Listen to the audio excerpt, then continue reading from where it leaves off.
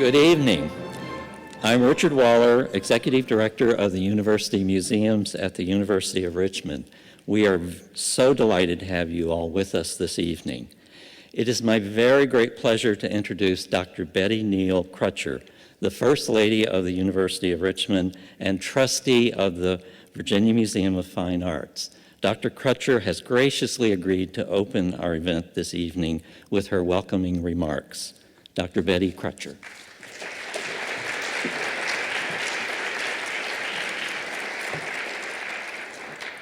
Good evening, everyone.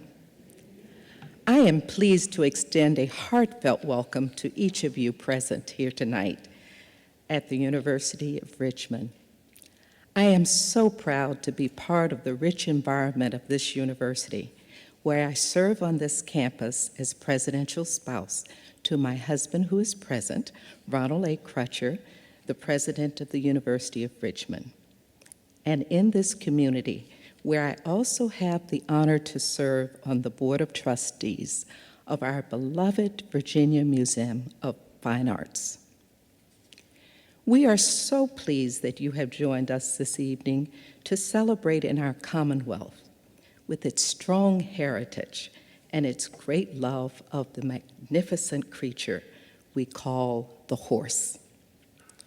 This special and unprecedented premiere of this academic collaboration is between 5 Virginia educational institutions: Randolph-Macon College, the University of Virginia, the University of Mary Washington, Virginia Commonwealth University, and the University of Richmond. Our reason for gathering tonight, in addition to the pleasure that comes naturally when friends convene, is to open our new exhibition, The French Horse, from Géricault to Picasso, and to celebrate the work of 9 students from these 5 institutions who, through their collaborative efforts, use their knowledge, talent, and skills to bring this unique project to its fruition. These students planned and curated the exhibit of 19th century French artworks as part of an innovative cross-institutional seminar this fall. Throughout the semester, these students explored the central role of the horse in 19th century French artworks from the Virginia Museum of Fine Arts permanent collection. These students examined paintings, sculptures, prints, and drawings from Romanticism to modernism by artists such as Eugene Delacroix and Edgar Degas.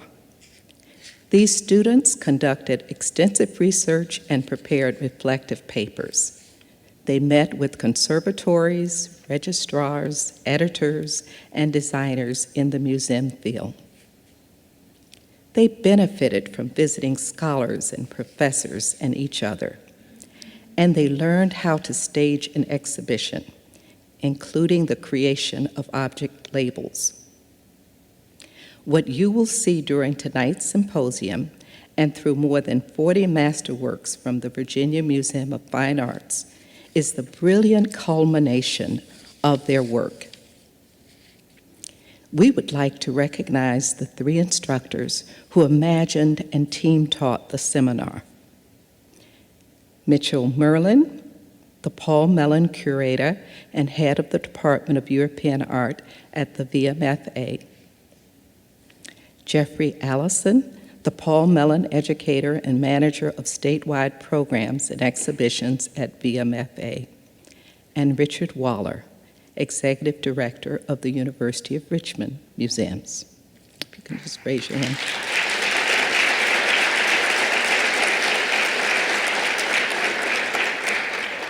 The success of the seminar also relied on the expert assistance of Kirsty Kusser. And I know you're here too. Curatorial assistant for the Mellon collections at VMFA. Communities such as ours that embrace and support the arts and education through meaningful and generative partnerships, are poised to thrive in the 21st century knowledge economy. And better still, these collaborations allow us to come together on nights like this to honor achievement and innovation in the arts, explore what the arts have to teach us, and celebrate the remarkable institutional treasures that reside within our hometown. I would also like to thank the spirit of the proud and often mysterious horse that is reflected to us throughout this exhibition. Its grace, its beauty, its splendor, and its fire. Some have said to ride the horse is to ride the sky. Art also allows us to soar in new ways through our joy and our imagination. It is my honor as First Lady of the University of Richmond and as a new trustee of our beloved Virginia Museum of Fine Arts, with my husband, Dr. Ronald A. Crutcher, the president of the University of Richmond, to open the symposium and this exhibition. Let us ride back into the 19th century with our student presenters and roam at a slow pace through this special exhibit. Thank you, and please enjoy our time together.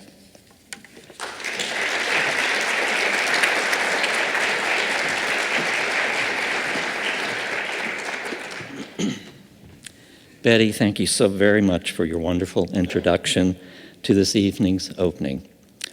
I would also like to give my thanks to Dr. Michael Taylor, Chief Curator and Deputy Director for Art and Education at the VMFA. Michael has been so very supportive throughout the French Horse Project.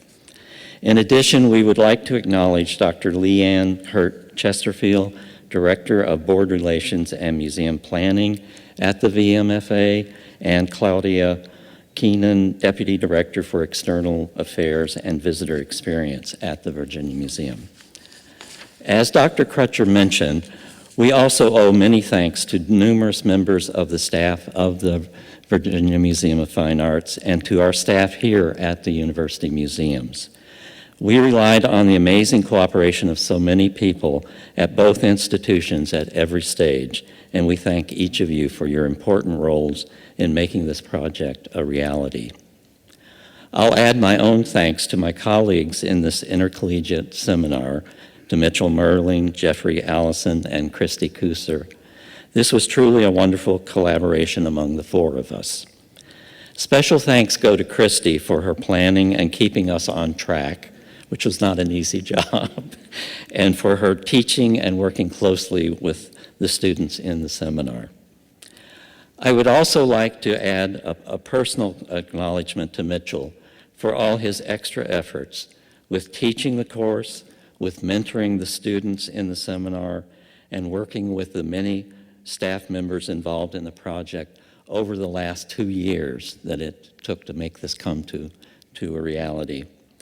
We are indebted to Mitchell for his expertise, his kindness, and most important, his perseverance on so many occasions. Thank you to all of you. The seminar, the exhibition, and tonight's symposium and opening reception are partly funded by the Paul Mellon Endowment at the VMFA, and the exhibition is produced by the VMFA's Statewide Traveling Exhibition Services. At the University Museums, the exhibition and related programs are made possible in part with funds from the Lewis S. Booth Arts Fund. Following the presentations by the students in the seminar, we invite you to see this exquisite exhibition in the Harnett Museum of Art and enjoy the reception. The exhibition we are opening tonight is the result of an innovative course team taught during the fall semester. The students participating in the intercollegiate seminar were from five universities, as Betty Crutcher mentioned. Every Thursday afternoon during the semester, We met at the Virginia Museum and several times here at our university museums.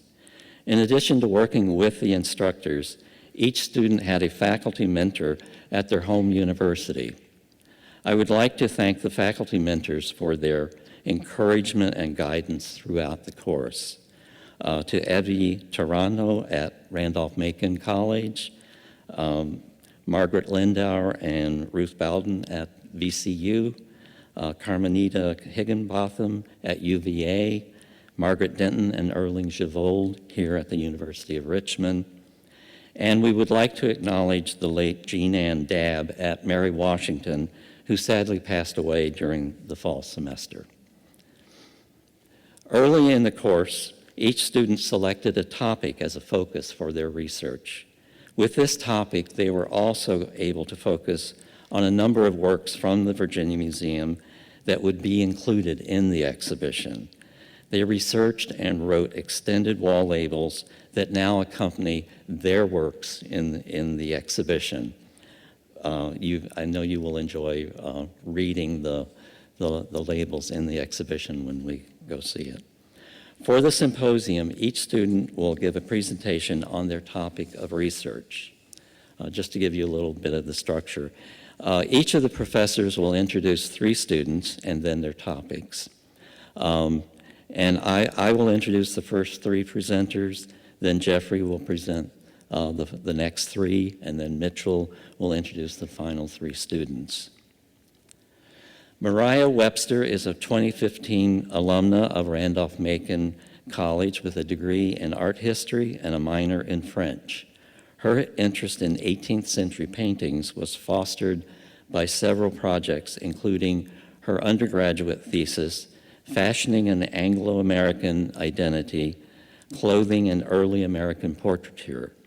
Her recent research and presentation at the 2015 Southeastern College Art Conference, entitled Women and the Clergy in Late 18th Century Satirical British Sporting Art, and also an in-depth study on 18th century riding waistcoats while she was an intern at the milliner's shop at Colonial Williamsburg.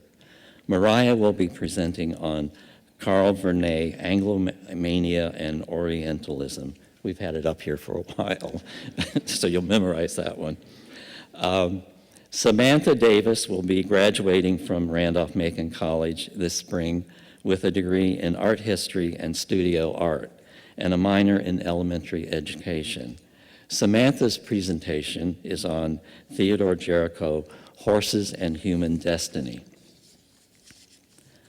Our third speaker will be Emmett Fleming, who is a senior at Virginia Commonwealth University in the painting and printmaking department. His intention is to achieve a sincere likeness of the figure in his paintings. Early comic book artwork from when he was very young led him to this idea. He demonstrates this intention in his art through his current painting practice and through an understanding of art history. He fell in love with making art when he lived in Milwaukee from 2009 to 2011. And I might mention he was the only studio art major in the course, and it added a lot to our discussions. Emmett will be presenting on Theodore Géricault, The Animal Sublime. And we will start with Mariah Webster. Thank you.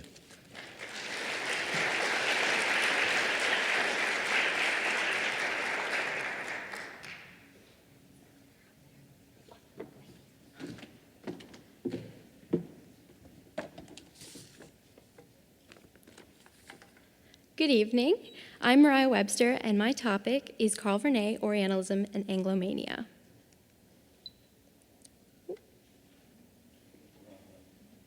Wrong way? Wants to upgrade.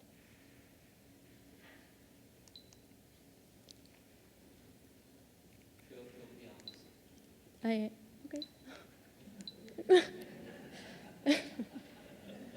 Sorry.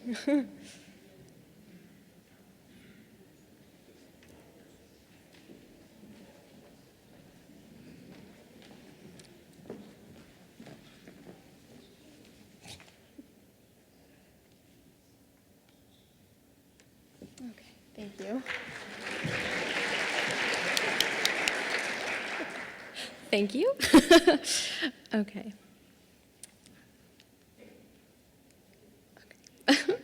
Antoine Charles Horace Vernet, called Carl, was born in Bordeaux in 1758 to Joseph Vernet, seascape painter to Louis XIV, and Virginia Parker, an Englishwoman and daughter of a papal naval officer. The youngest of 3 children, Carl showed an aptitude for drawing and painting at a young age. His first drawings at the age of 4 were of horses, which he observed in the stables of Louis XIV. At age 11, he studied under history painter to the king, Nicolas Bernard Lépicié. After receiving the Prix de Rome in 1782, he studied classical academic painting at the Royal Academy. The political climate of France greatly influenced the artistic production of Carl Vernet.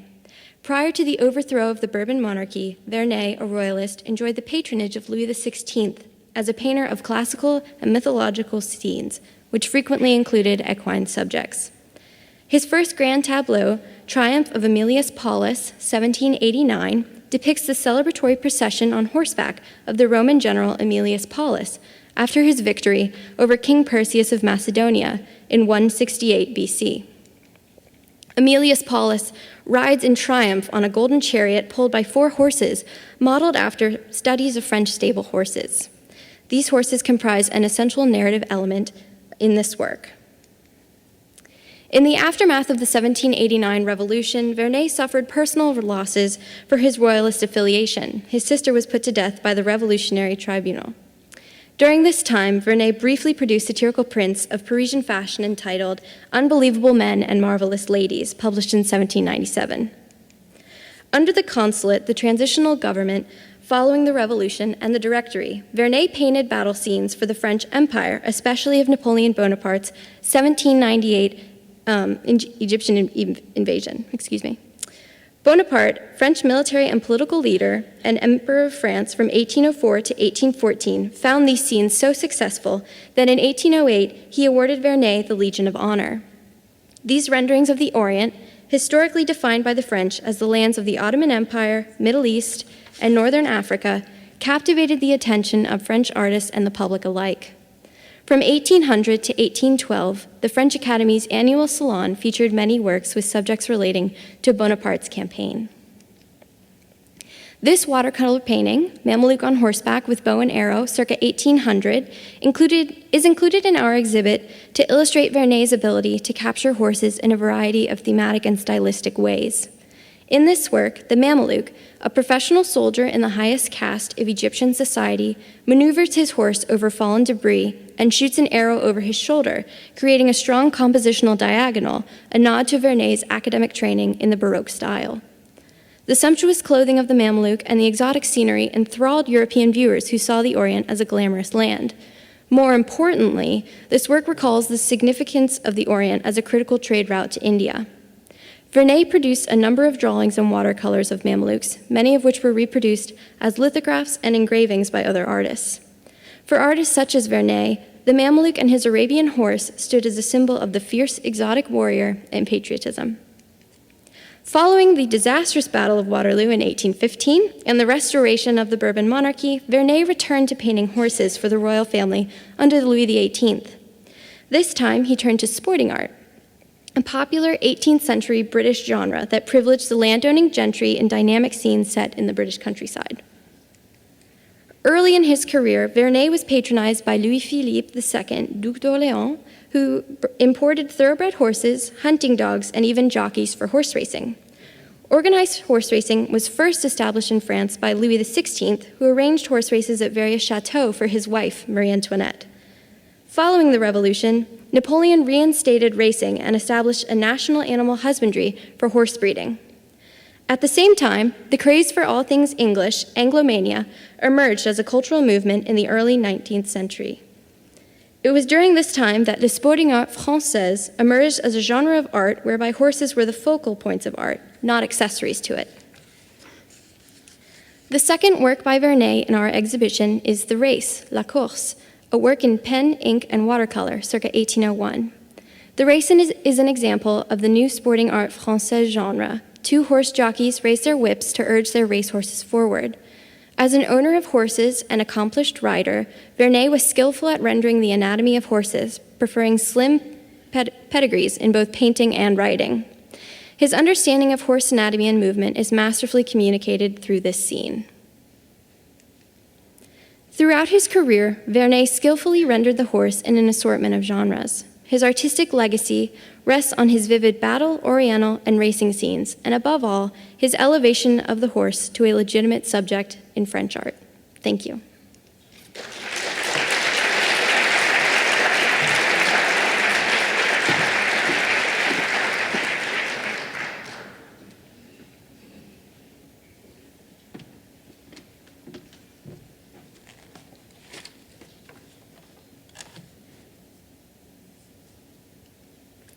Good evening, I'm Samantha Davis, and I will be presenting on Theodore Géricault, Horses and Human Destiny. Theodore Géricault, 1791 to 1824, was born in Rouen, France, during the height of the revolutionary activity. As a product of the Restoration's middle class, Géricault was born into a family of well-to-do bourgeoisie, received the best schooling, and held a prestigious military office. In a period of turbulent political, social, and artistic upheaval, Géricault produced art that reflected the class structures and military sympathies in France, themes which are evident in his depiction of laboring horses. Géricault's interest in horses began as a child. He was an avid rider who preferred lively horses as riding companions. As an adult, he kept a carriage in addition to riding and racing horses.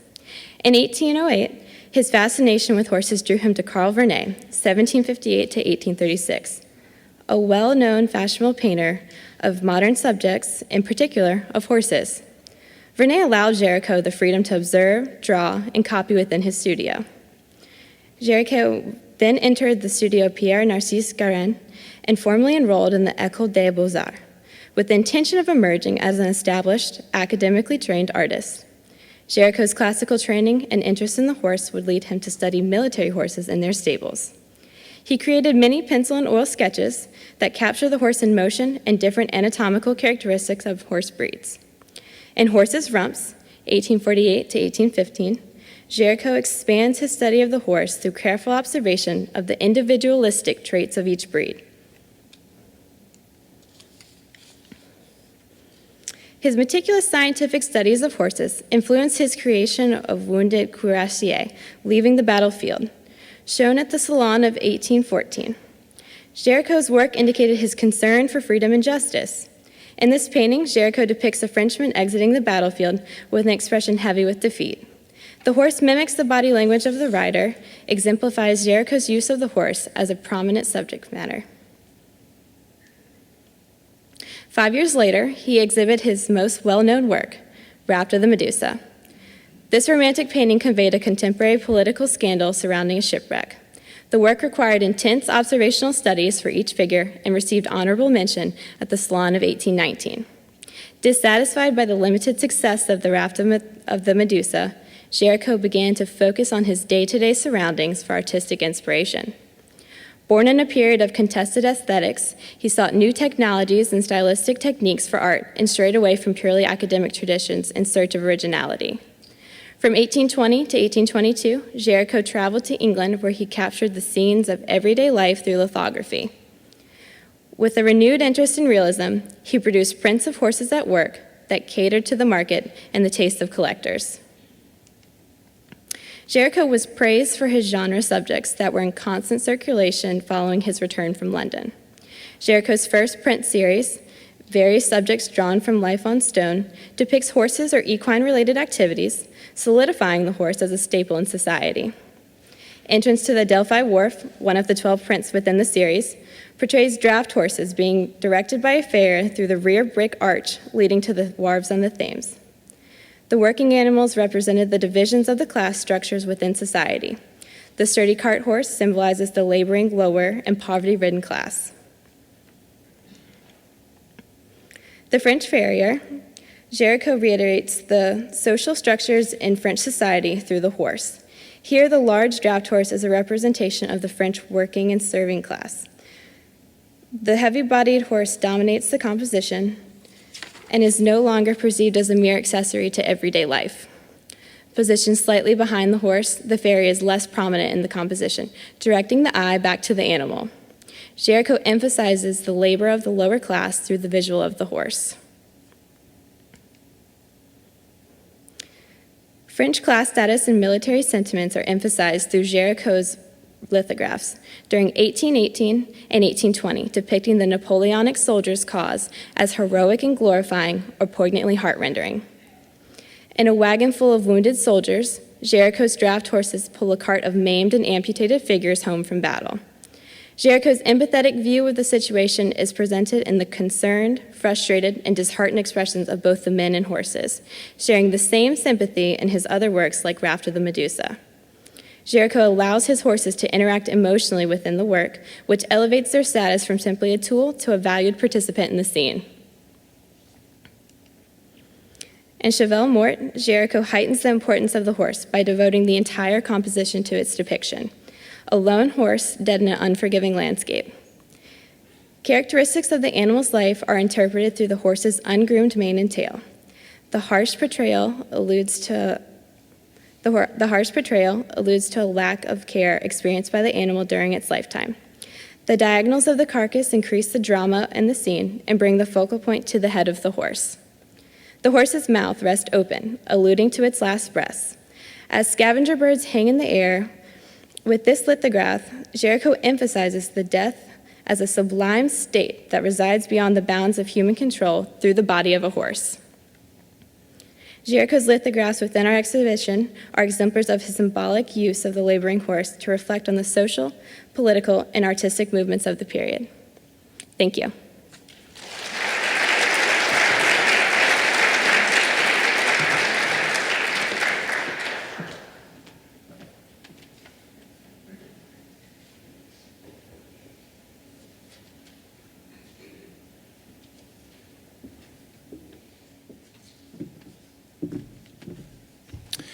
Hi, I'm Emmett Fleming, and I'll be reading on Géricault and the Horse Sublime.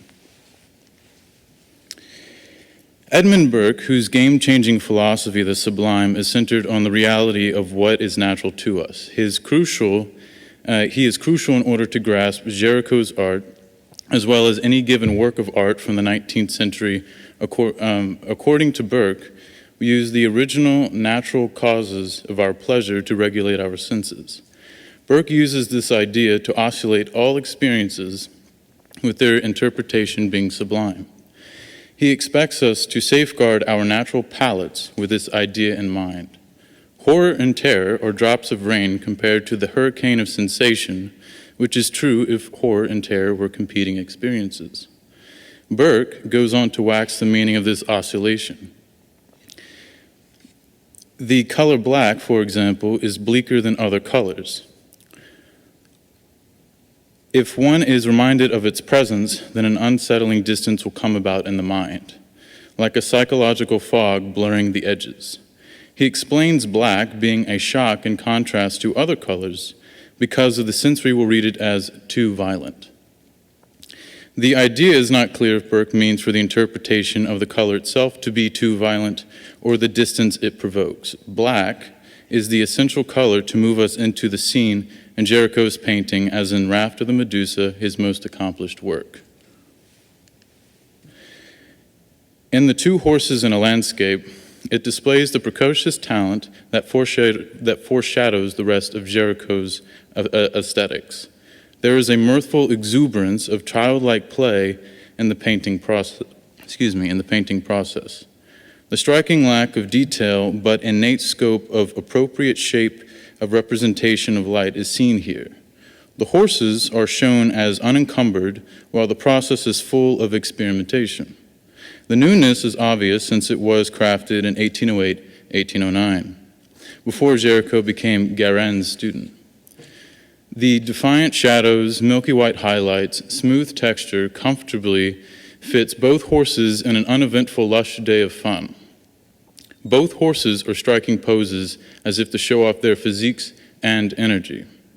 This conveys Géricault's intention to show off newly discovered confidence in his painting and his love for the unencumbered subject. The horses are bound by nothing, no saddle, no reason to leave the scenery, nothing threatens them. A painting of horses comfortably inhabiting a space asexually, meaning it is unclear if the horses are male or female, just beautiful and innocent. The lack in clarity shows me that the real subject of the painting is really Géricault's ability to render these forms with conviction, not the horses or the scene per se. Géricault's talents were acknowledged after this painting, showing off his abilities spontaneously appearing at such a young age and were not the result of hard work. Géricault would find substantial success as a painter in this one, The Wounded Cuirassier, leaving the battlefield in 1814. The response to the work was lukewarm. It was referred to as incomplete, rendering Géricault's technique, which was a combination of impasto, or thick, dry application of paint, and glaze, thin but transparent layers of paint, to be amateurish. In fact, what Géricault achieves in this painting is the deliberate touch of a nostalgic painting practice graced by Titian and Rubens. While unveiling the personality of a subject with a thick top coat of paint which reveals itself to be distant from the undercoats, bringing us a style that is poignant yet otherworldly. The soldier introduces the underlying anxiety of the scene, but the horse exhibits pure fear. The saliva jetting from his mouth sells the uncertainty of the moment, while the punching look in his eye informs us of how scared these two really are. The soldier tries to contain his companion, but fails to do so. His starkly shining armor becomes a symbol of false strength as a result. Géricault's ability to effectively portray his subjects is a trait that he learned while studying under Guérin, a talented but kitsch painter of neoclassic themes. Géricault was intrigued by the theatrical overtones observed in Guérin's work too. The contrasting colors and emphasized narratives in his work would garner a study of the subject's intention, not simply a recognition of artistic mastery. The intention placed in Géricault's work would give his subjects edge and meaning. Examining Wounded Cuirassier leaving the battlefield momentarily, the Cuirassier is in a hurried state expressing individuality through cowardice. The extent of the afraid rider pulling his untamed horse becomes the exposition of the painting, honing in on the two actors in the scene with little background or foreground given. The most prominent example of Géricault's dramatic style would play into the creation of Raft of the Medusa.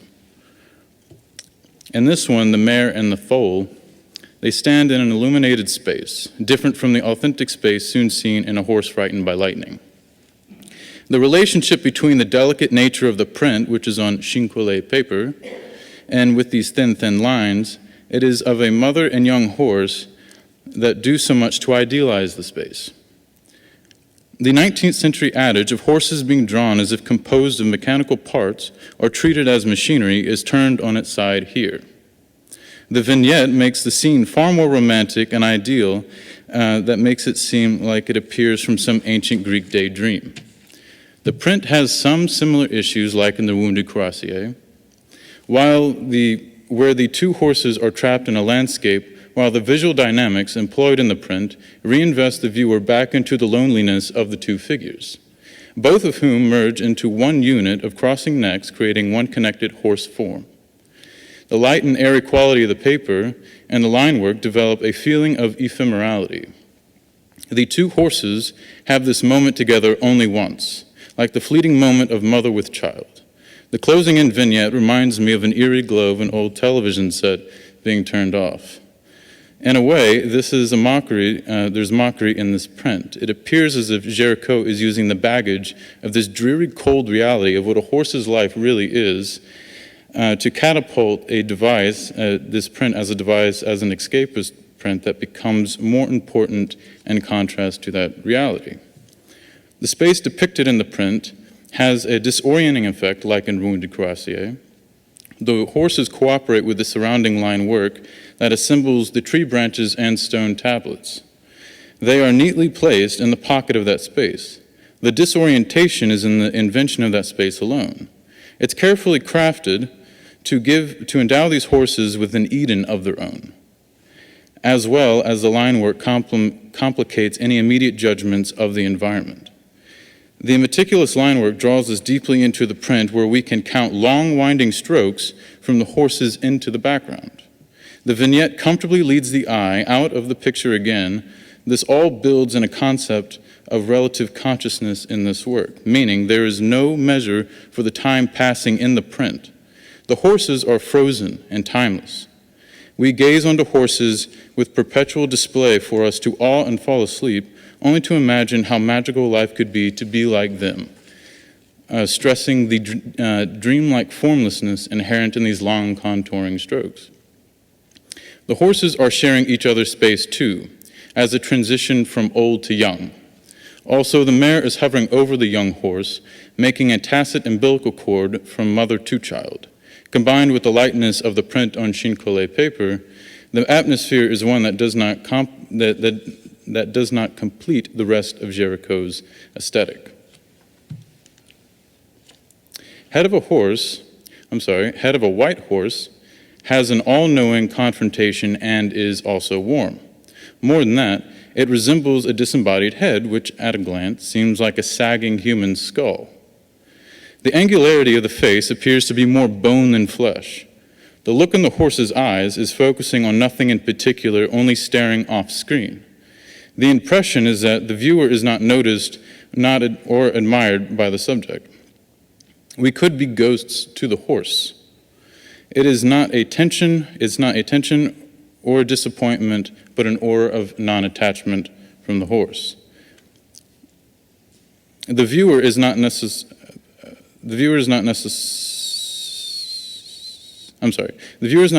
wanted or unwanted by the horse.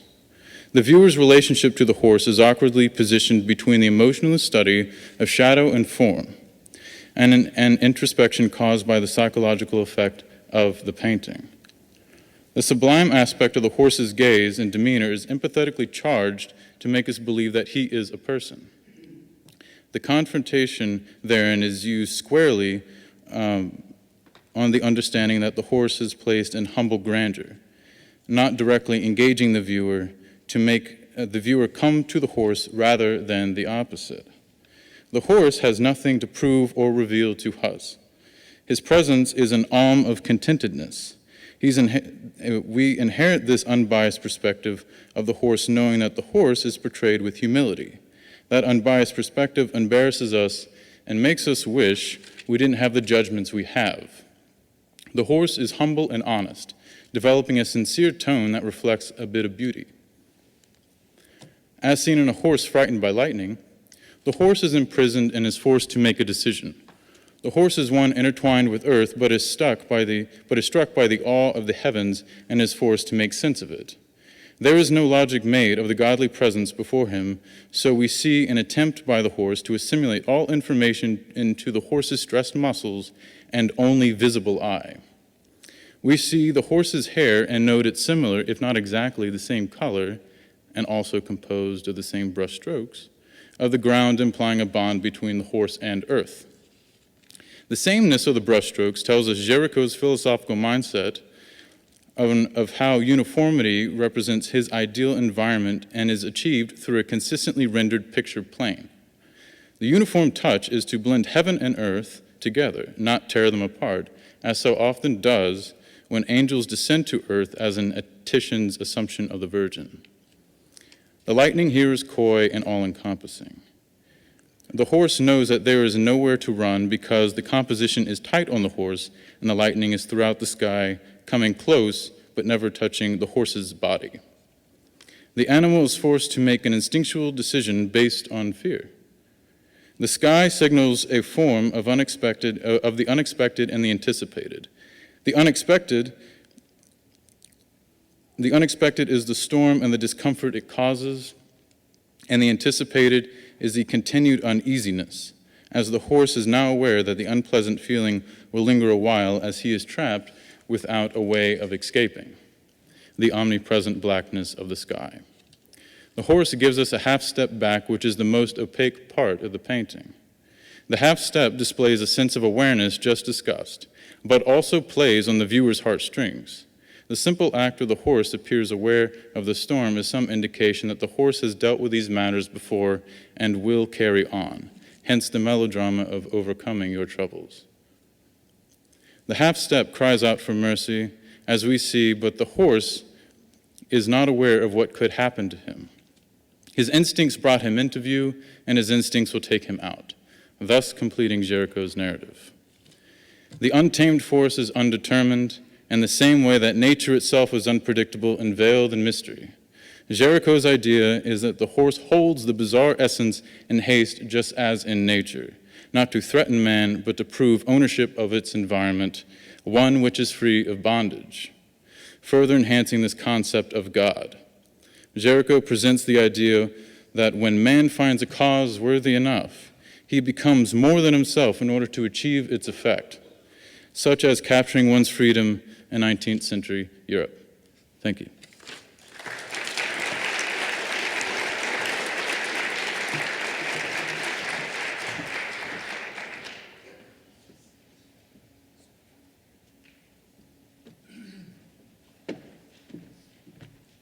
Good evening. I'm Jeffrey Allison. I am the Paul Mellon Collection Educator and also the manager of statewide programs and exhibitions at the Virginia Museum of Fine Art. And before we move forward, I want to take a moment to thank a few more people and also to highlight our statewide program. First, because she's out there in the audience, I want to especially thank Gina Collins, who's the coordinator of our statewide exhibitions. And you wouldn't believe the enormous number of details that one has to deal with in moving an exhibition such as this outside the walls of the VMFA and to some of our partners around the state like the University of Richmond.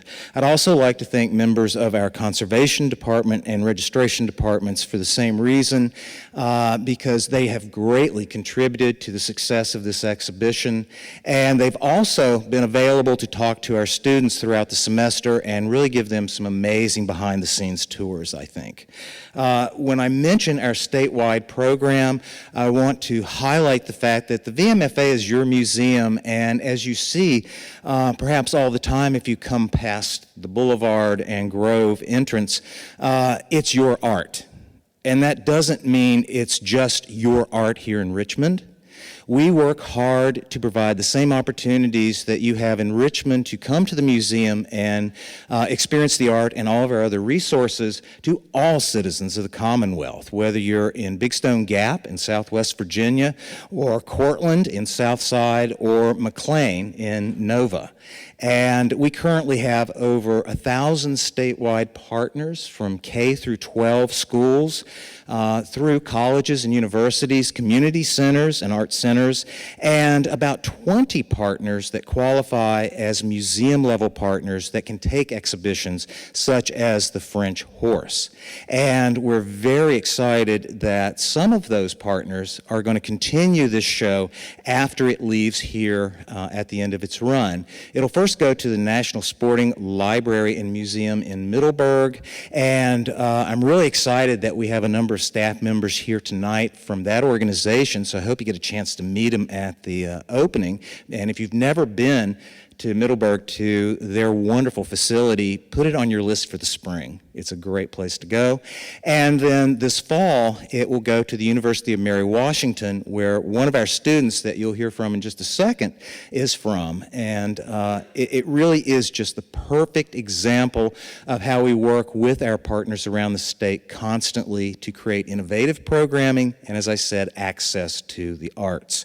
I'm here to introduce the next three speakers, and the first is Alyssa Hughes. And Alyssa is a recent graduate of the University of Mary Washington, and we'll make sure she comes back in the fall to experience the show again. And while there, she studied art history and German. In her individual research, she focused on female monastic visual contribution, she focused on female monastic visual contribution and the status of females in the society of the 12th century. For the French Horse, from Géricault to Picasso, she focused on the life life and works of Eugène Delacroix, paying close attention to the observations he made in his life as an artist and his interest in depicting the horse. Next up, we'll have Claire McDonald, and she's a senior here at the University of Richmond, majoring in art history and Italian with a minor in women, gender, and sexuality studies. She's currently writing her senior thesis on the censorship of antique culture and art during the Italian Counter-Reformation. Next year, Claire will be pursuing her master's in history of art.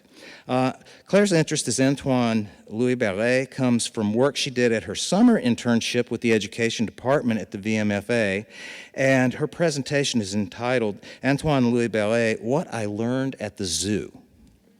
And then next, we have Dylan Maddox. Dylan is a graduating senior from the Virginia Commonwealth University, and she'll be obtaining a Bachelor of Art in Art History Studies this spring. With an interest in the preservation of art, she plans on attending graduate school to receive a master's degree in arts conservation. And her presentation is titled The Realist Horse at Work, Jacques Dalou and Le Gros. So welcome our first speaker, Alyssa.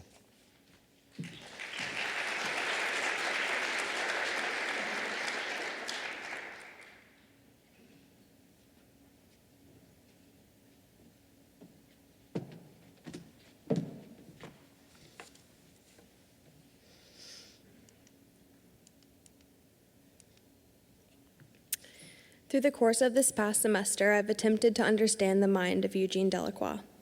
I wanted to learn his motives, his understanding of the world, and his intellect, all things I had previously neglected to discover. I was, however, familiar with the painting in the Mellon collection known as Study of a Brown-Black Horse Tethered to a Wall. The horse stands strapped to what looks like a stable wall. It has this haunting aesthetic that has since stayed with me, and with this work in mind, I was interested in taking on the topic, Delacroix, the Horse Observed. Prior to this course, my knowledge of Delacroix started and stopped at his painting Liberty Leading the People, which I knew depicted the Paris Uprising of 1830, more commonly known as the Three Glorious Days. Having taken an entire senior seminar on the topic of Paris, I, along with my classmates, had the opportunity to discuss the turbulent history of the city, a city which I would later learn was so central to the artistic development of Delacroix. The painting, Oil on Canvas, depicts the allegory of liberty leading the citizens of Paris in revolt against the Second Restoration government. There is a great deal of emotion and turbulence that I now believe might go unappreciated without a deeper understanding of the artist's motives, a knowledge that I would acquire in this internship. Now, after having taken a walk in Delacroix's shoes, I understand that he translated his emotions onto canvas. It is as if the picture plane was his forum for wrestling with life's deepest questions and tribulations. It is as if for Delacroix, the creation of Liberty Leading the People was his way of showing his own deep-seated patriotism for the country that had come to revere the principles of liberté, égalité, and fraternité. The artist's zeal for emulating passion through art led him to be one of the founders of the Romantic movement. His greatest contribution to French art was, in my opinion, his uninhibited methodology in the wake of the neoclassical tradition, an era which would focus on the principles of color supremacy in painting and linearity in drawing. Delacroix operated solely on the instinct of his own intuition, both in painting and in drawing. The artist was a fearsome observer. He believed that the use of color should not be regulated or measured, and that the manipulation of color was essential to the task of artistic expression. Likewise, in drawing, Delacroix employed a technique that was void of strain. A work created by Delacroix in watercolor known as Horse Frightened by Lightning helps define the importance of the equine subject matter in his oeuvre as a romantic painter. The emotionally charged work represents a rearing white horse amidst an ominous landscape. It is said that Delacroix became most interested in the subject of the horse during his creation of the Mascareccio. It was during the creation of this piece that he realized the centrality of the understanding of the anatomy of the horse. The horse as a central theme would persist for Delacroix. This painting represents a perfect synthesis of his interest in equine subject matter and his distinguishable romantic style. The horse, elongated, idealized even, rears its head back towards the treacherous lightning as it strikes. The first of 4 works I'd like to discuss is Study of a Horse, done with black crayon on paper. I was unable to find this exact work in a catalog raisonné. Likewise, no additional information was available in the library in the form of object files. Most of the analysis done on this work was based off of similar drawings that I was able to locate in a catalog raisonné. Naturally, I found that Delacroix had completed hundreds of sketches and studies of horses. During his life, Delacroix did not sell his sketches or studies for that matter. They were thus largely distributed post-mortem. For Delacroix, works like the study shown here were done out of habit. He would typically prepare some sort of preparatory drawing for any future painting. In the case of this work, I do believe that it acts as a preparatory drawing for the study of a brown-black horse tethered to a wall. The 2 works are just so similar that they must have in some way influenced one another. Certain elements, such as the nervousness of the eye and the overall mysterious air of the French horse, pronounce themselves here. Although the work is not overtly romantic in any definitive sense, one might choose to look a bit closer and see an unpredictable horse only half facing the viewer. The unattainable power of the horse might then be felt a bit stronger. The second work, Studies of Horses with a Sketch of a Hand, done with pencil on paper, represents a sketch, a real-time drawing done by Delacroix. As previously mentioned, the artist rejected the principle of linearity in drawing. I believe through this, one can easily see the delicacy of his hand as he drew the French workhorses in the field. The upturned fist is also a striking element. In a way, without overanalyzing the work, I believe Delacroix was observing the fluidity of the horse and the human at work. It is also important to mention that for this work, the initials ED were placed after the death of Delacroix. Lion Devouring a Horse is the most overtly romantic piece amongst the 4 works for Delacroix in the exhibition. It represents animal combat in nature. The emotional savagery is personified in the ferocity of the lion as it dominates the presence of the expired horse lying on the ground. In this sense, he explores the moral spectrum, recognizing that whether animal or human, the end result will always be death. In this lithograph, Delacroix does not assume malicious intent of either the horse or the lion. Instead, he uses a scene to represent the contrast of good and evil emanating from mankind. The last work, Cheval vêtu pour la promenade, was the only piece of mine that had an object file. I ended up learning that in the year 1832, Delacroix traveled to Morocco on a diplomatic mission to keep them out of the war in Algeria. As he had always done, he continued to write extensively about his travels in journals. This watercolor shows an image of a North African horse covered in Oriental garb. It appears to be a cape given to the horse for decorative purpose in a traditional Moroccan parade. It was in Morocco that Delacroix got a taste for Orientalism. In a number of his works, he portrays the Orient in overtly sexual terms, like in The Death of Serendopoulos, or overtly violent, like in The Massacre at Chio. Delacroix would later admit that his representation of his time in Morocco was tainted by his inability to respect the different social classes. However, in the depiction of the horse, we see no racism. We see simply an extraordinarily decorated horse prepared for a parade. Delacroix's methodology embodied romanticism with untamed emotion and intuitive color theory. No words are needed to communicate fear to a horse. They can just feel it. Calamity, distress. They are adept to pick up on such emotions sans dialogue. Perhaps Delacroix observed this uniquely equine ability and was inspired to make the horse one of his central subjects. Thank you.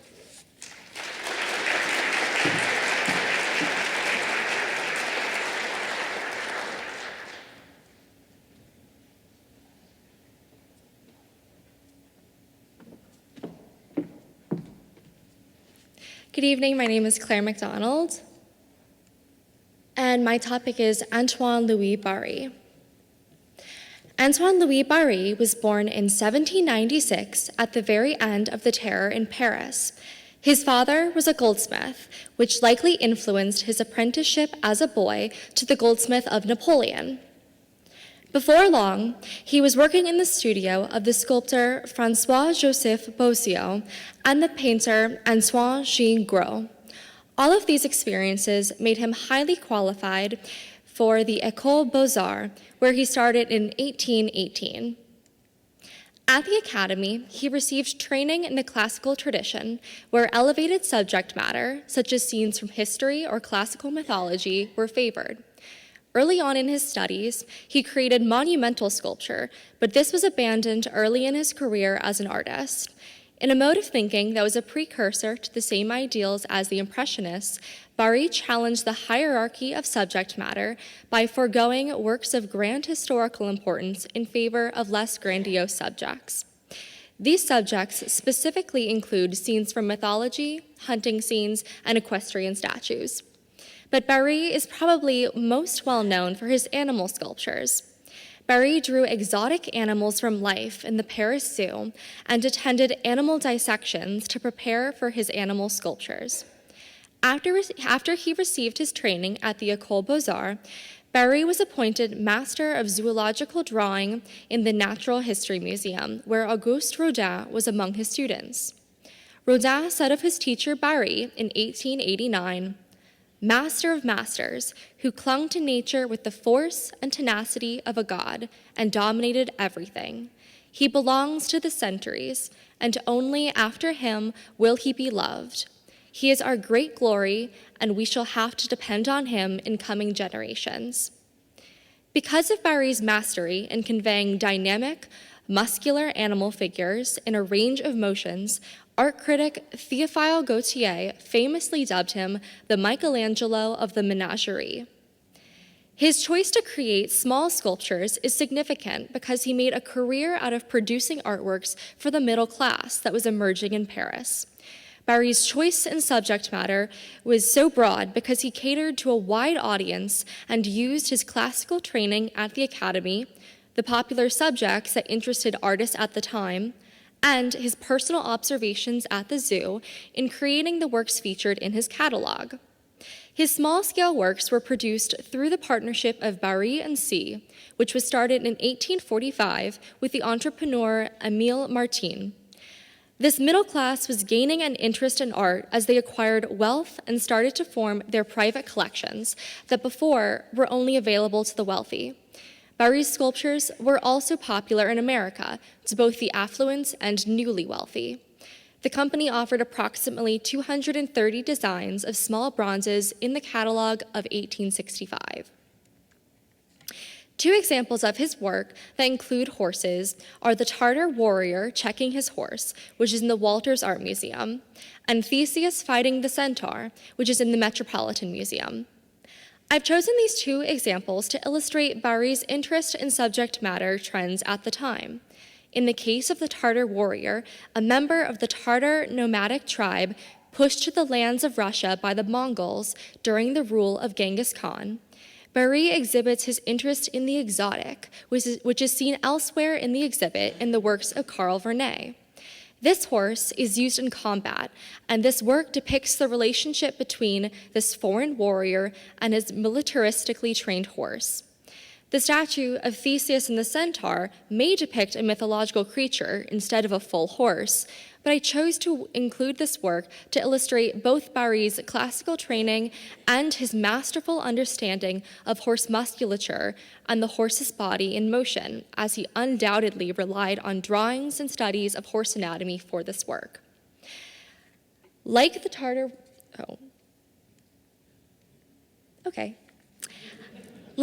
warrior, Barye's sculpture, Horse Surprised by a Lion, shows Barye's interest in the exotic, but here we see specifically the interest in the untamed animal kingdom, like his contemporaries Theodore Géricault and Eugène Delacroix. The animals that he saw in the zoo were never motivated to behave in the ferocious manner of the subjects in his art.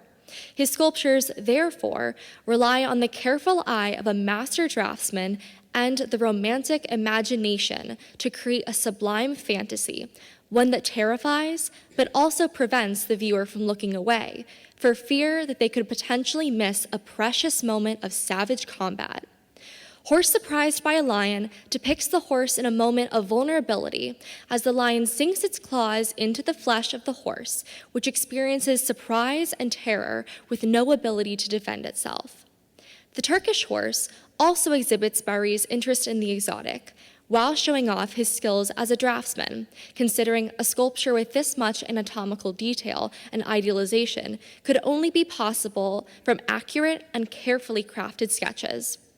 Like Theseus and the Centaur, this work exhibits Barry's knowledge of the horse's muscles in motion after careful observation.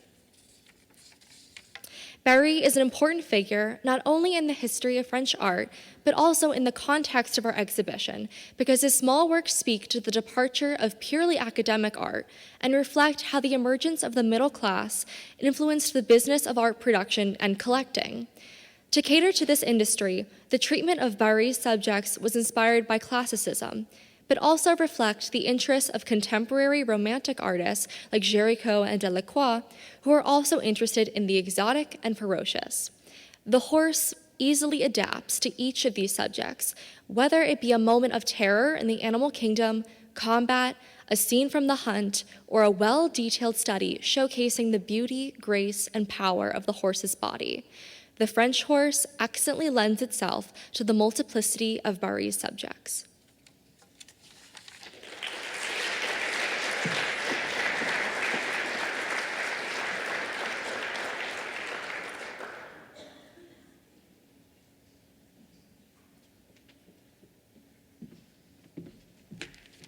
Good evening. Let's see. Tonight I'll be discussing with you the realist horse.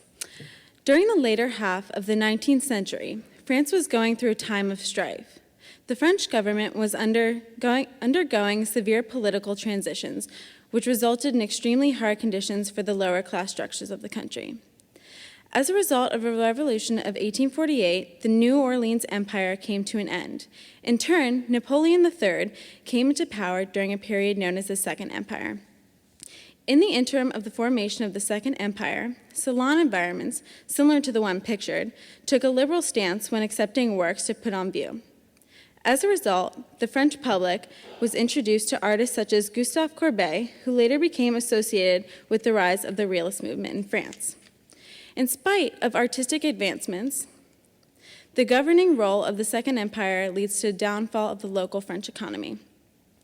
Every intention by Napoleon III to advance French society economically came to a halt after tariffs were implemented with Great Britain.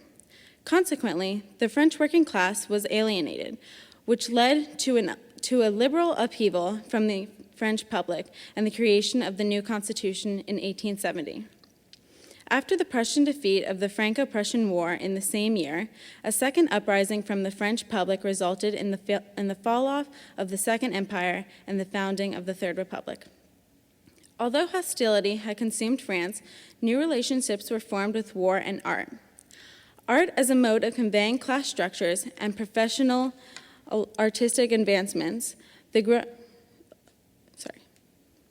professional alliances grew significantly. Works of art were intended to resonate with the viewer as identities or as characters of daily life in France. Specifically, works were a political reaction used to record the everyday activity of French citizens and how their lives had been affected by wartime activities. A quote by Hippolyte Taine speaks volumes to the newly driven artistic focus. Give up the theory of constitutions and their mechanisms, of religion and their systems, and try to see men in their workshops, in their offices, in their fields, with their skies, their earth, their houses, their dress, tillage, meals, as you do when landing in England or Italy. You remark the faces and gestures, roads and inns, a citizen taking his walk, a workman drinking. Taine explains that the ordinary should be seen and recognized for the importance of the everyday functions. In the case of the French horse, the ordinary extends to the animal companion of the working man, the working horse. The new art form, which became so commonly revered, is identified as the movement known as realism. The true initiation of realism began at the turn of the 18th century, when enormous changes in the art world began asserting themselves. For one, art was losing its religious persuasion and depended on the establishment of symbols. Secondly, the use of expressive rhetorical gestures with compositions began to come to an end. Dramatic expressiveness within compositions carried a theatrically absurd connotation.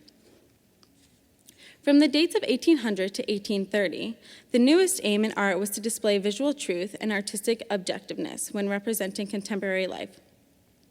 In France, realism was brought to light after Courbet exhibited Burial of Vernons, The Stonebreakers, and The Peasants of Flagley returning from the fair in 1850. Although the paintings were controversial due to their nature of realism, Courbet was able to display the images without question due to his previous success at the liberally juried Salon following the Revolution of 1848. The Peasants of Flagley returning from the fair, despite lacking the image of the horse, most closely represents the work on display for the French horse exhibition. The composition lends itself to an objective focus on the role of the domesticated working animals of the peasant family. As a result, the audience is able to identify the importance of the role the steadfast animals play in contemporary life. Similarly, the realist perspective of the horse draws the same conclusion, focusing on how the horse draws the same conclusions, focusing on how the horse serves as representation of the working class in the midst of the rise of depravity during the industrial age. The works on display by Charles-Émile Jacques, Alphonse Legros, and Aimé Jules Deleuze in our French horse exhibition From Géricault to Picasso each demonstrate the imagery of the realist horse. Although each artist has individually depicted the equine subject matter, my research was unable to achieve the discovery of further horse imagery from each artist, nor was I able to find extensive interpretations of any of the three works that have been placed on display. However, I was able to connect each artist to the realist movement, therefore visually analyzing the works accordingly. Charles-Émile Jacques was born in Paris, France in 1813. At the age of 17, Jacques apprenticed with a map engraver, during which time he learned the skill of dry point. Dry point, which is displayed in Jacques' work, The Towpath, is an engraving technique that involves the artist incising an image into a metal plate with a sharp, needle-like metal tool. After mastering the skill of dry point, Jacques enlisted into the military, where he continued to create works of art of his observed surroundings. Upon his return in 1830, Jacques moved to Burgundy and shifted his artistic focus to images of rural life. Specifically, Jacques is noted as being an animalier, or an animal artist who specializes in realistic portrayals of animals. In 1849, Jacques relocated to Barbizon, becoming a member of the Barbizon School of Painters, which dedicated artistic focus to images of the ordinary. In 1864, Jacques created his work known as The Towpath. This etching depicts a man riding side saddle atop one of his horses as they travel down the towpath. Towpaths commonly existed alongside the riverbank and were designed for horses to pull boats. The two horses in the composition appear to be dragging the boat in the background out of the water. Points of high contrast between light and dark emphasize the musculatures of the horse. The image conveys the power and importance of the ordinary workhorse, which would have typically been overlooked. The second artist exhibited in the show is Alphonse Legros, who was a French-born artist in 1837. Son of an accountant, Legros spent much of his youth on the farmland of relatives and examined the life and landscape of the French working class before attending art school in Dijon. By 1855, Legros finished studying with Deleuze at the Petite École and started attending classes at the École des Beaux-Arts, both of which were significant art schools in France. In 1857, a portrait of Legros had been submitted and accepted into the Paris Salon, gaining the attention of an art critic, Champfleury. Champfleury then invited Legros to join the group of artists identified as the realists. As a result, Legros' work had an identifiable realist focus, displaying humble peasant life.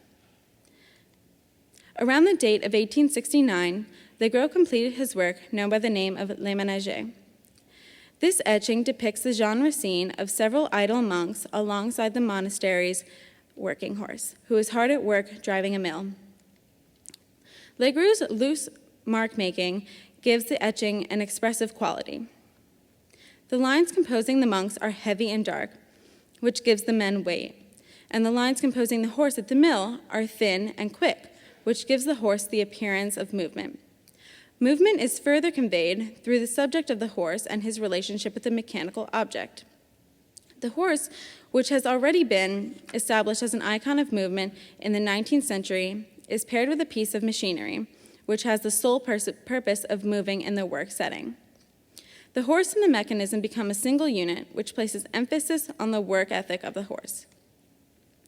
Lastly, Aimé Jules Deleuze was the son of a glovemaker who received his first artistic training at the Petite École in 1852. At the École des Beaux-Arts in 1853, Deleuze studied under the master sculptor Carpeaux. After his repeated failure to win the French art scholarship of the Prix de Rome, Deleuze grew to dislike the Academy, in turn resulting in his move to England. In England, Deleuze was attracted to the new sculpture movement and studied under Legros, during which time he was introduced to the realist movement. At this point in his life, Deleuze dedicated his career to works that were solely socially useful. As a result, Deleuze became a founding member of the Société des Artistes Français and the Société Nationale des Beaux-Arts, both of which created a welcoming salon environment for unrecognized artists. In 1869, Deleuze produced the cast known as the Maréchal Ferrand, or Farrier. This bronze by Deleuze depicts a horse with his farrier, a craftsman who trims and cleans the horse's hooves. Deleuze's choice to create a shallow sculpted image, or bas-relief, that has then been casted in bronze speaks to the practice of the farrier by being synonymous with that of a blacksmith. Furthermore, the material and the subject matter allude to the role of the horse and the man in an industrial landscape. This bronze also demonstrates Deleuze's focus on using expressive sculpting techniques. The fluid handling of the material keeps the figure from remaining still and gives the composition a quality and presence of movement. In conclusion, these three works I discussed today that appear in the French horse from Géricault to Picasso display the closely observed relationship of the horse in the contemporary French working class environment, therefore exemplifying traits from the French realist movement.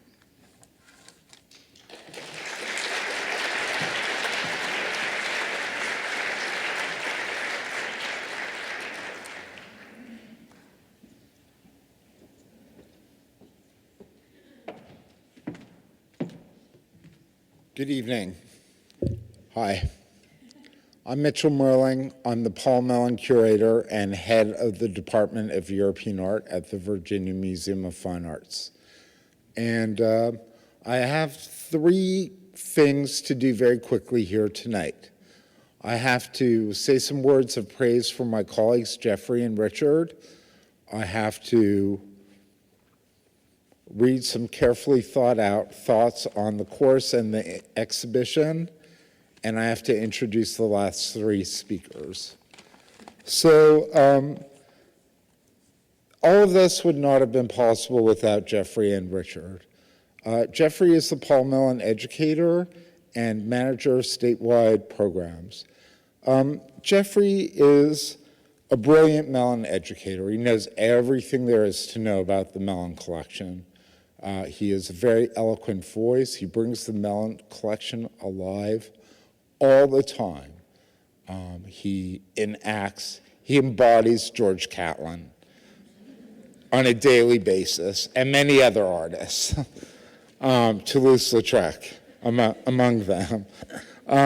But more importantly, I think, not more importantly, but very importantly, Jeffrey is one of the most important faces of VMFA statewide. For VMFA to have a statewide presence, it's not enough for us to leave the door open and hope for people to come in. We need to send people out into the Commonwealth to establish a presence there, to put a face to our institution, to be our ambassadors. And Jeffrey does this tirelessly and excellently. Right, Jeffrey?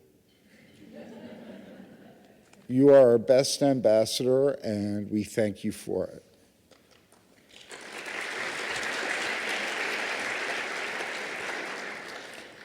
What can I say about Richard? Richard is amazing.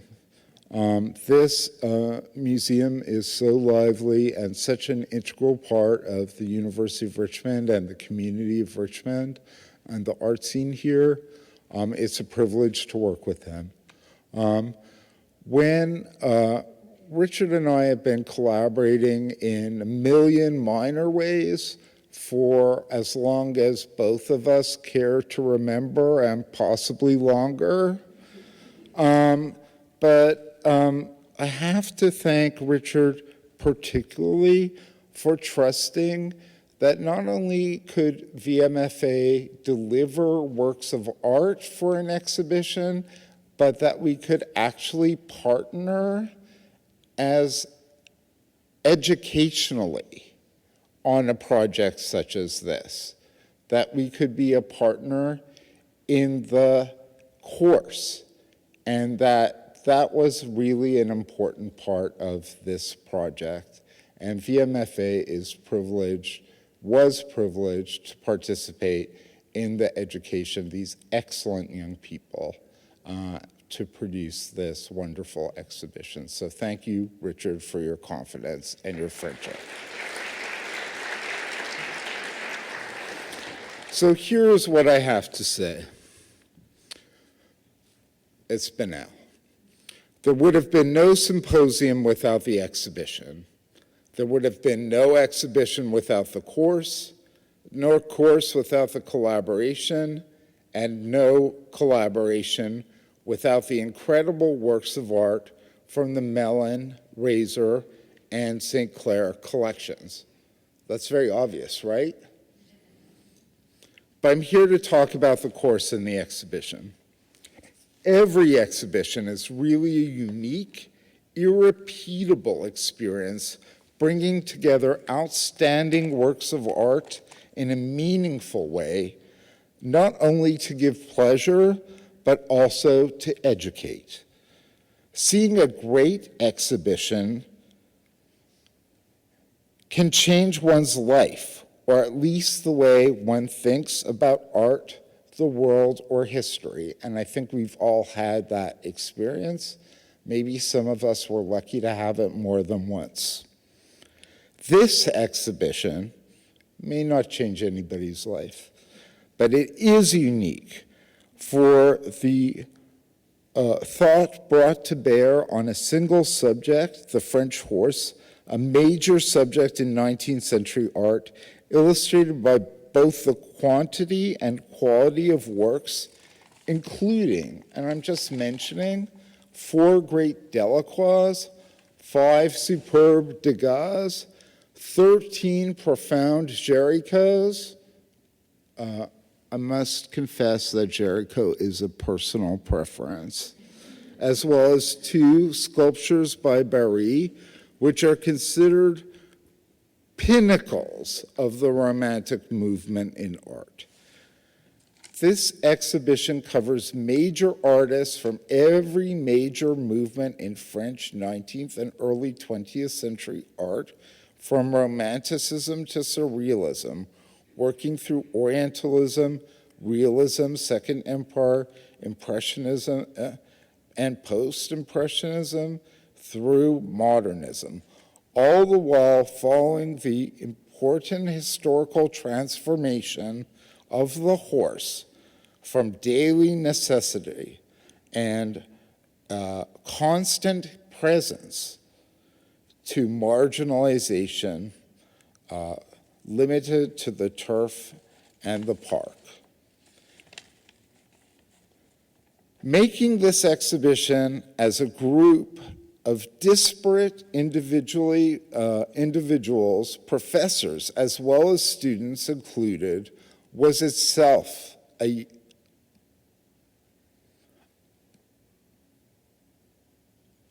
notable and unique process. I doubt it could ever be done the same way again, with the same result, which I judge to be entirely satisfactory.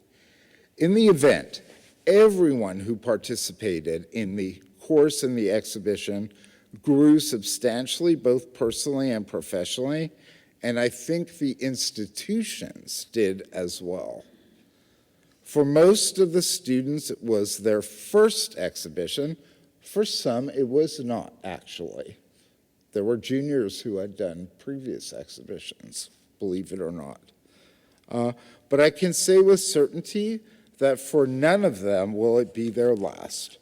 All of them, and it's amazing to me how different all their presentations were in manner of presentation and the kind of thought and the kind of art history they did, and I would have been mortified if they would have all been exactly the same. All of them who have been brilliant and innovative and have unlimited futures in the arts ahead of them have more such exhibitions in their future. I look forward to celebrating their successes. So I'm going to introduce the last three speakers.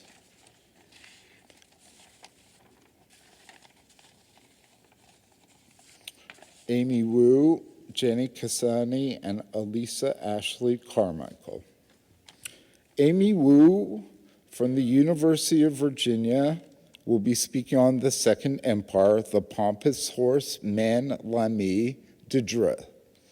Amy Wu is a Richmond native, finishing up her fourth year in art history at the University of Virginia.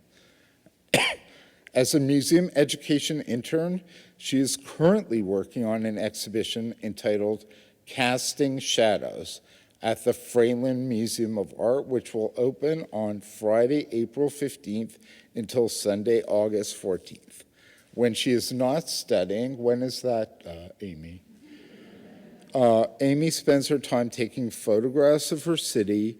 She has devoted her life to the arts, and one day, which will no doubt happen, dreams to work in an established art museum. Jenny Cassani, the second speaker, will be speaking on Degas, The Horse in Motion. Jenny is a junior at the University of Richmond, pursuing her BA in art history with the minors in studio art and film studies. I'm embarrassed to say, after working with Dr. Merling and Professor Waller on an exhibition through the University of Richmond last semester, Jenny is thrilled to have had the opportunity to work on the French horse and plans to pursue a career in curatorial work, and is primarily interested in working with contemporary art. And you have some plans to do that, right? Finally, Elisa Ashley Carmichael from Randolph-Macon College will be speaking on Picasso and modern art, Blue, Rose, and beyond. Elisa Ashley Carmichael is a junior at Randolph-Macon College with a double major in art history and studio art. Elisa is interested in pursuing a career in modern and contemporary art, specifically discussing issues of gender and race. This interest was influenced by her senior thesis, Robert Mapplethorpe, The Identity of the Black Body, and the guidance of Dr. Evie Toronto. Is Evie here? Thank you for your support, Evie. Professor of Art History at Randolph-Macon College. She would also like to thank the instructors of this course and Dr. Evie Toronto for the support, encouragement, and crucial insight throughout this semester. So please welcome Amy. Thank you.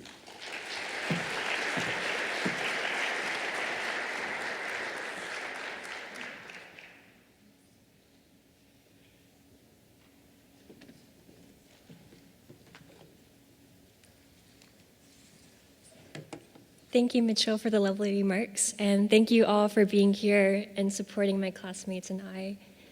My name is Amy Wu, and I'm a fourth-year student studying art history at the University of Virginia. The topic that I've researched over the course of the semester with the Virginia Museum of Fine Arts is the Second Empire on the Pompous Horse.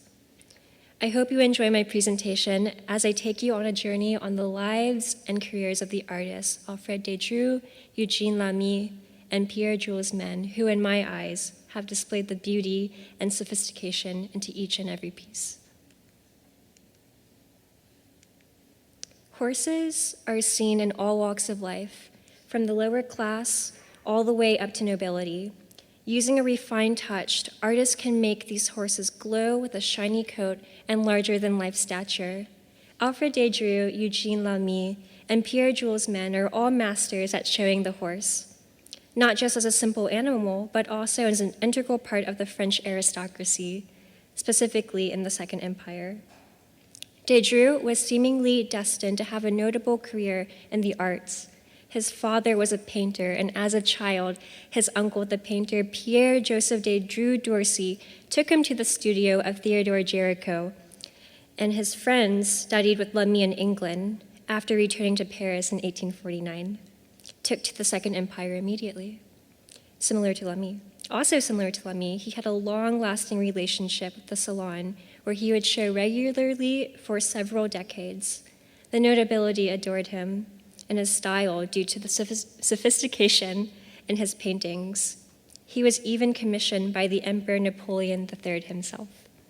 These particular paintings were created during his mature period that was characterized by luminous color, crisp light, and massive horses. Here we have a work by Lamy, taking a look at Baron X et Maison Chapeau haute de forme du Vanitang, translating to Baron X, the lady in the top hat before a pond. You can see that this was indeed a part of his mature period, because looking at the sky, you can see that the lighting is very clean and bright and makes the horse shine, and if you look at the horse, it is larger than usual. Having mentioned this before, with Géricault being his mentor and being in the company of equine-centric artists, the horse is the central part of his artwork. Oftentimes, you can look at his artworks and only see the horse. You might imagine the people in the paintings as merely a garnish to the main subject. Now, let's take a look at the emperor's horse. Similar to the previous painting, the coat has this particular shine that draws the eye, and with such clean lighting, it only accentuates the horse as well. Looking at both these paintings, you almost imagine them without the people and still think, wow, that is a great painting of a horse. The horse is front and center of both these paintings, and the background, while bright and inviting, is clearly playing the support role of making the horse look even better. The best way to characterize Lamy cannot be said with my own words, but rather the words of the French publisher Henri Beraldi, who once said, "One well recognizes in him an artist in love with modernity and the elegant portrayal of modern life, who knew how to see, a 19th century which is aristocratic, even glittering, a 19th century of elegant society, sport, the hunt, balls, fetes, reviews, galas." Lamy was what many considered the preeminent artist of high society. The Departure is a perfect example of Lamy's love for the aristocracy. And when you think of this social society, you think of all the activities that society takes part in, and more specifically, the irreplaceable role the horse plays in all of it. If you look at a lot of the activities that Lamy paints, the absence of the horse would truly make the scene look ridiculous. From hunting for sport to horse races, like in Lamy's Les Courses, you can't deny how important the horse is in both high society as well as his paintings. Similar to The Departure, shown previously, the two main characters in this story are the aristocrats and the horses that share a relationship. Pierre-Jules Men belonged to a group of Parisian artists known as Les Animaliers, who produce animal-themed bronzes. He was considered the most successful and prolific animalier sculptor of his time. Largely a self-taught artist, Men spent his time working on animal sketches that would later help in the making of his sculptures, like his contemporary Louis Barye. His father, a talented metal turner, gave his son a strong foundation in working with metal and casting techniques. This helped with Men's development of bronze casting during his artistic career. Horses were among his favorite subjects to portray, next to dogs. The bronzes men created included animal portraits to combat groups, to domestic animals and equestrian groups of racing and hunting. La Maison, a work by men, shows a woman, presumably from an aristocracy based on her clothes, riding a horse. Her dress drapes over the body of the horse like a cape, making the horse the true superhero of this sculpture. You can almost imagine the powerful body and the sound of the hooves when you look at the care and detail put in the sculpture. The same level of detail is also put into mounted huntsmen leading his hounds. In both of these sculptures, the riders look mannequin-esque, while the horses in both these sculptures show true and powerful emotion. Looking at La Maison, the horse's face has so much texture, as if to show anger or agony, and with the ears pointed back, it truly shows the horse is upset, which is a real contrast to the rider's blank face of joy. The same can be said for a mounted huntsman leading his hounds. The horse has his head down, and you can almost feel the effort to continue the hunt, while the rider only accentuates this by being in an emotionless, upright position with a blank stare forward. The texture of the ground shows what the horse has to walk through day by day and really makes you imagine the daily life of the horse and not the rider. And that is all I have to share this evening. Thank you for listening, and I hope you enjoy our exhibition on the French horse, From Géricault to Picasso.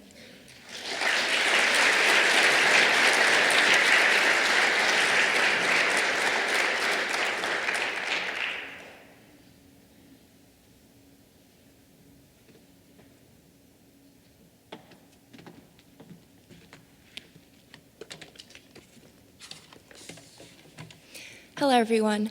My name is Jenny Cassani, and I'm a student here at the University of Richmond. I will be presenting on Degas and his portrayal of the horse in motion. Degas was a painter of modern life. He became increasingly interested in depicting modern leisure activities, such as the races at Longchamp, a racecourse outside Paris. This painting shows horses and riders at Longchamp just before the start of a race. Like many of Degas' pieces, the ground is a flat plane of color within an asymmetrical composition. The viewer is able to navigate the space through the placement and color of the jockeys' hats. He uses loose brushstrokes to express the potential energy of the horses. The painting on the left was completed for the Salon of 1866. It depicts a scene from the steeplechase, which is a race with a series of obstacles. This painting shows the danger of the race. The riders in this particular race were gentleman riders, not professional jockeys, which raised the sense of potential danger. This painting truly captures the drama of the race. Degas repainted this piece twice after countless preparatory drawings were made, which shows the level of meticulous attention Degas gave to his compositions. Though Degas is often considered an impressionist and even exhibited in 7 of the 8 Impressionist shows, his work does not easily fit into the label. Unlike many of his contemporaries, Degas did not paint in plein air, preferring instead the Renaissance tradition of painting in his studio, a practice deeply rooted in his academic training. He made countless studies from life in his sketchbooks, as seen in the image on the right, in order to learn the horse's anatomy, which were then translated into larger compositions. Degas was a superb draftsman, and his compositions were deeply thought out. A number of drawings were made before each painting was created. He also used wooden horses or his own wax models to arrange compositions in order to capture accurate lighting on the 3-dimensional forms. Though his compositions are carefully arranged, they contain a sense of spontaneous movement, like that of a photograph. Toward the late 1860s, Degas was drawn to racecourses such as Longchamp by an artistic interest in modern leisure activities. These trips allowed him to study the horse in motion and more fully understand the animal's musculature. He made hundreds of drawings of horses and jockeys, showing an admiration for their discipline. Just as he represented single dancers, Degas often drew single horses and jockeys. These subjects were drawn again and again by Degas to gain a thorough understanding of the horse's anatomy and the motion of the races. Little is known about the specific identities of the jockeys that Degas drew. However, it is believed that they were gentlemen or amateur riders rather than professional jockeys, as these men would have had ample time to pose for the artist. Degas made countless sketches of seated jockeys from a variety of angles. Jockey facing left shows a jockey in the act of riding, with the horse represented by a faint line only. This drawing is about the motion of the animal and the act of riding, which Degas conveys through the pose of the jockey. Overlapping gestural lines capture the movement of the horse as it vibrates through the jockey's body. More attention is given to the tension in the jockey's shoulders and torso than to individualized facial features of the rider. Here, the act of riding is more important than the jockey's identity. Though the figure of the horse is not explicitly present, the drawing is truly about the horse in motion. This sketch of a huntsman on a horse has been identified as a copy of a figure from Carl Vernet's Deer Hunt on St. Hubert's Day in 1818. Degas made 3 copies from this painting, 2 drawings and a watercolor. The focus on a single huntsman from Vernet's painting shows Degas' interest in capturing certain details of the scene rather than the composition as a whole. The rider and horse's head are rendered in loose, light pencil marks, while the legs and body of the horse have been given much more attention. It seems as though Degas studied Vernet's example to gain a more thorough understanding of the anatomy of the horse, as with his studies of the racecourse. Degas also made copies of horses from pieces by Géricault, such as 5 horses viewed from the rear and mounted jockey. In this drawing, cross-hatched lines draw attention to tensed muscles in the horse's legs, suggesting the active motion. During his career, Degas was known as a painter, but Degas' dealer, Paul Duras-Ruel, once noted, "Whenever I called on Degas, I was almost sure to find him modeling in clay as painting." Degas only exhibited 1 piece of sculpture during his lifetime, Little Dancer, age 14. All other sculpture Degas kept private and were only seen by those he allowed to visit his studio. His repertoire of sculptures was not known until after his death, when 150 pieces of sculpture were discovered in his studio. The full extent of his work in sculpture remains unknown, as it was destroyed by Degas or deteriorated during his lifetime. None of Degas' waxes were cast in bronze during his life, as he once noted, "It is a tremendous responsibility to leave anything behind in bronze. This medium is for eternity." However, a number of his sculptures were cast in bronze posthumously. Soon after his death, founder Adrien Hebrard cast 22 sets of bronzes from 74 waxes. Duplicate waxes were made of the originals to be used in the process of lost wax casting, preserving the original waxes as exemplary illustrations of his work and process. Degas' bronzes convey the spirit of the horse in motion. This horse raises its head and opens his mouth as if chewing on its bit. It raises alternate legs in a lively prance, showing the excitement felt at the racetrack. Degas' waxes capture his artistic process. The waxes evoke the nature of a gesture drawing. Degas molded the material to solidify the essence of the figure of the horse before translating it into paint on canvas. He built armatures out of flexible wires, which allowed him to easily change the sculpture's pose. Over this armature, he modeled wax with other less conventional materials, including bits of cork and newspaper. Close observation of the waxes reveals soft indents in the surface, showing individual moments where Degas pulled or pushed the wax, molding the material as he worked through the form. These marks at the artist's hand are preserved permanently in the final bronzes. The patinas of horse walking and thoroughbred horse walking simulate the deep red of the wax originals. The surfaces of the horses have a painterly quality, conveying the marks and soft indents of the waxes. Thoroughbred horse walking is very gestural, the exposed wire armature evoking a drawn line. The horse exhibits a lively posture, capturing a moment of transitional movement. Degas strove to convey the motion and excitement of the racecourse, freezing single moments. Just as he successfully captured the graceful movements of the ballerina or the presence of a cafe performer, he preserves the energy of the horse, whether that is by a suggestion of a single line or the solidity of a sculpture. Thank you.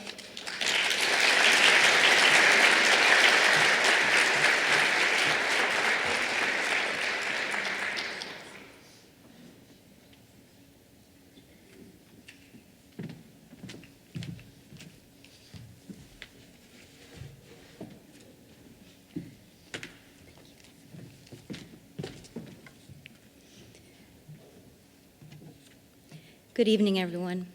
I'm Elisa Carmichael. Today, I will be presenting the image of the horse in modern art through various artists and different movements.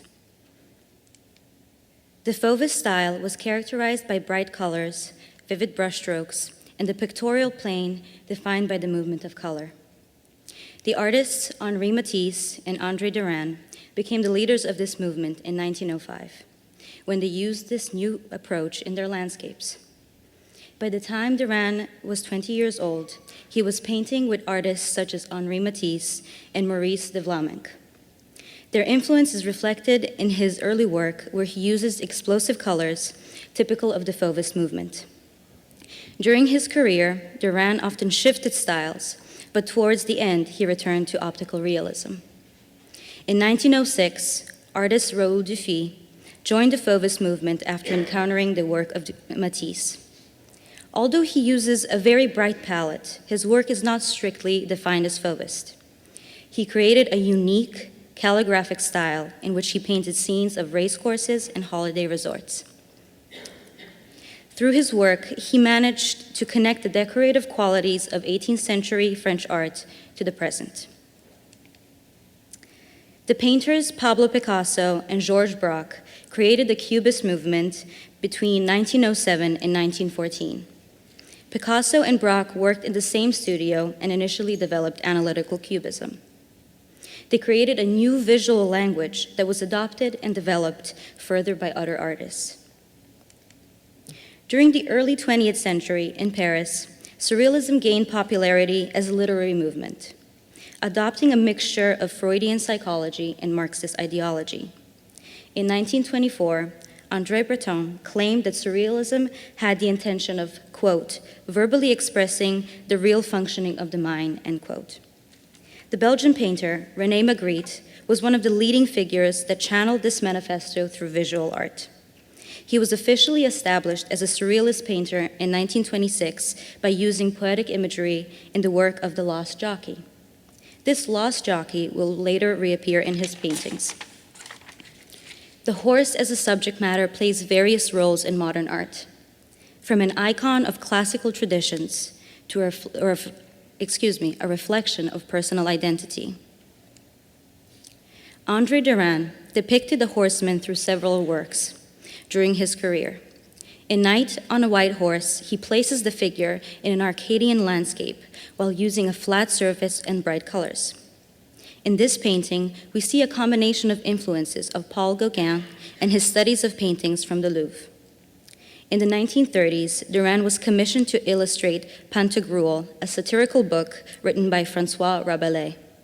He accepted this offer due to his prior interest in Italian Renaissance art and medieval design. His sketch, Cavalier et Cheval, depicts a royalist officer and his horse. Their attire could suggest that it was a preparatory sketch for his woodblock illustrations of Pantagruel. On the other hand, Raoul Dufy chose to express his interest in horses through a study of social class. His work, Ascot, comes from his watercolor series of the most popular British and French racecourses. Thoroughbred horses were a symbol of wealth, and the racetrack was designed as a setting to prove this fact. In Picasso's work, the horse is seen as a way to express his state of mind and to remain connected to his Spanish heritage. From his Rose period, the painting Boy Leading a Horse shows off his mastery of classical composition combined with the dreamlike quality of the desertscape. His Rose period is defined by a warmer palette and an analysis of the relationship between man and nature. His partner, Georges Braque, dedicated his career to painting still lifes and figures. Although the horse is not a major theme in his work, his close connection to Picasso is evident in the work Theseus. Here, we see the mythical king of Athens riding a chariot. The horse is physically represented, while the story of Theseus as the Minotaur slayer is influenced by Picasso's comparison of the bull and horse. Finally, the surrealist painter, René Magritte, uses the lost jockey as a way to escape reality. The galloping horse is a means to escape, and the jockey is steering the horse into another world beyond the dark curtain of reality. A jockey would strictly be seen on a racetrack. By removing the jockey from his context, Magritte challenges the viewer to reconsider the meaning of everyday elements as we know them. The specific artworks of this exhibition are significant proof of how the horse transforms in the hands of several artists during the many shifts in stylistic movement. Starting with Derain, the sculpture of a horse, it explains the fusion of his diverse influences, from the paintings of Corot and Cézanne to his work in theater and book illustrations. Comparing the sculpture to Cavalier et Cheval, we can see a similarity in the rigid posture of the horse. Although his master is absent from the sculpture, we can still assume his presence through the horse's behavior. The two horses are equipped and groomed in the same manner. His deliberate choice of eliminating details helps the viewer understand the very essence of the animal while preserving its specific identity. The juxtaposition of the curved back and geometric shape of the legs prove Derain's connection to classical traditions, as well as his short venture into Cubism. The combination of various styles and themes is an appropriate example of why André Derain is considered both traditionalist and innovator. Raoul Dufy's Racecourse at Deauville depicts the largest horse breeding scene in France and the home of major annual racing events. Although his travels to England inspired his series of racecourses, Dufy remained faithful to this theme in France. In both Ascot and Racecourse at Deauville, Dufy achieves his goal of eliminating ugliness in the world. His unique style is expressed through his cartoonish figures and the use of bright, expressive colors. As a fauve, he chooses large patches of bright color to dominate the movement of the painting, but the use of outlines to represent figures is reminiscent of an illustrative style. Taking the role of an objective spectator, Dufy is able to compare the pageantry of the race to the scenic countryside.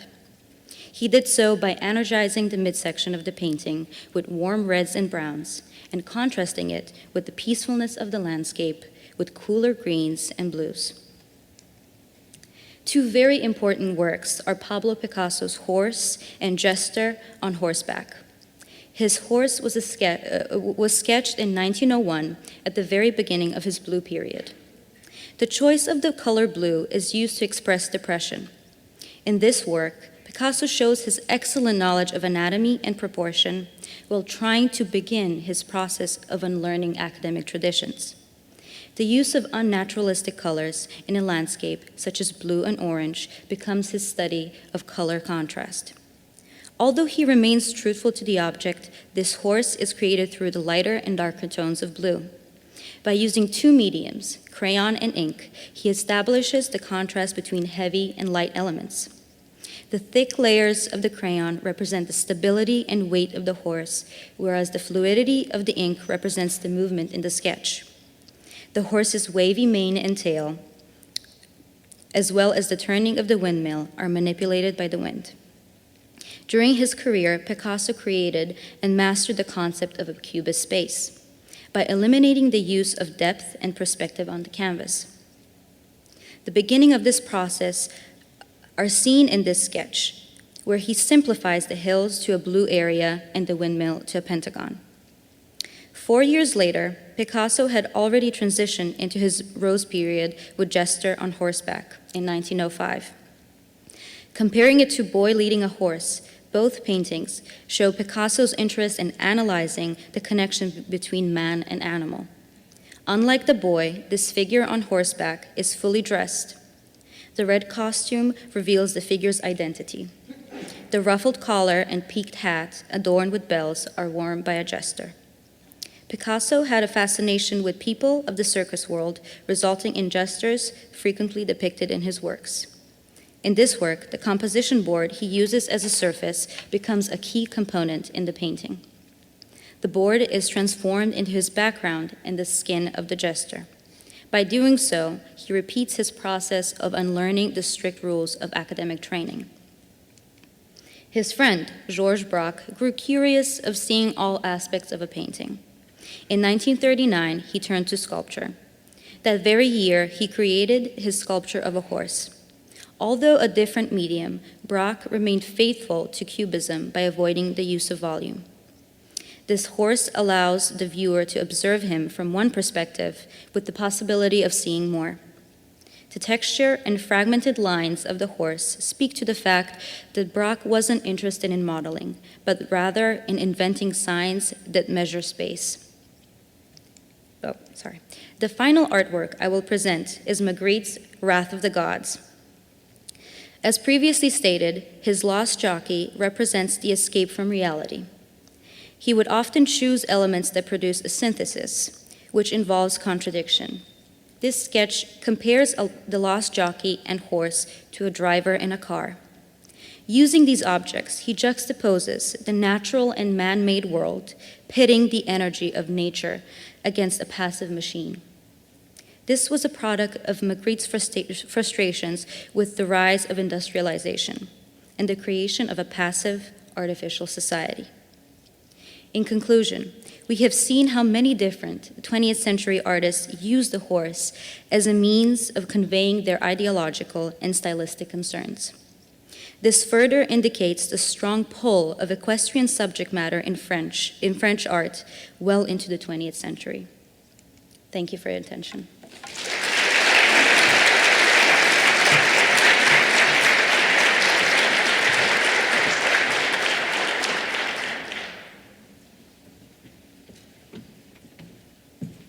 Thank you all for coming this evening. Could we give a round of applause to the students for their presentations?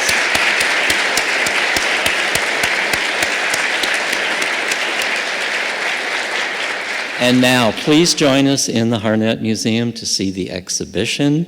The students will be on hand to answer any questions that you might have and to enjoy the reception. Thank you.